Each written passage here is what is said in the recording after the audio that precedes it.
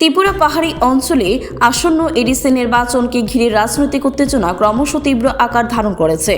মুঙ্গিয়াগামী থানার অধীন 41 মাইল এলাকায় বাম প্রার্থীরা নির্বাচনী প্রচারে বাধা দেওয়ার অভিযোগ উঠেছে বিজেপি কর্মীদের বিরুদ্ধে।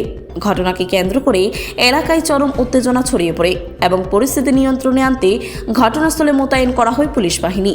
অভিযোগ অনুযায়ী বামপন্থী প্রার্থী এবং তার সমর্থকেরা প্রচারে বের হলে বিজেপি কর্মীরা তাদের বাধা দেয় এবং প্রচার কর্মসূচি ভণ্ডুল করার প্রয়াস করে। এতে দুই পক্ষের মধ্যে তীব্র বচসা এবং উত্তেজনা সৃষ্টি হয়। যদিও বিজেপির পক্ষ থেকে এই অভিযোগ সম্পূর্ণ অস্বীকার করা হয়েছে। তাদের দাবি, বাম কর্মীরাই উস্কানি দিয়ে অশান্ত পরিস্থিতি তৈরি করার চেষ্টা করেছে।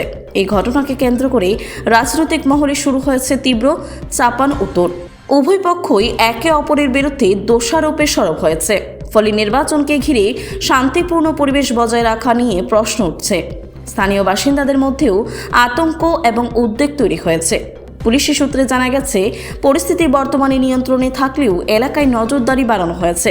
কোনো রকম অপ্রীতিকর ঘটনা এড়াতে প্রশাসন সতর্ক রয়েছে। নির্বাচনের প্রাক্কালে এই ধরনের ঘটনা গণতান্ত্রিক প্রক্রিয়ার জন্য উদ্বেগজনক বলে মনে করছেন রাজনৈতিক বিশেষজ্ঞরা। আগামী দিনে পরিস্থিতি কোন দিকে মোড় নেই সেই দিকে এখনও নজর। চারু ভারতী শিক্ষা সদনে 2026-27 ইংরেজি শিক্ষাবর্ষের জন্য সকল শ্রেণীতে ভর্তির প্রক্রিয়া শুরু হয়েছে। অ্যাকচুয়ালি তারা যদি এমন করতো লাগে কেড়ে, এটি তো একটা ব্যাপার হচ্ছে কেড়ে তারা জানে তারা নিচের মাটি ছয়টা যাইতেছে আস্তে আস্তে। এটি তো মেইন প্রমাণ। বিকজ আমরা যে সময় মানুষের কাছে যায়, মানুষের তার এক্সপ্রেশনটা বেশি করি, এই লিগে তারা ইডি বাধা দিত।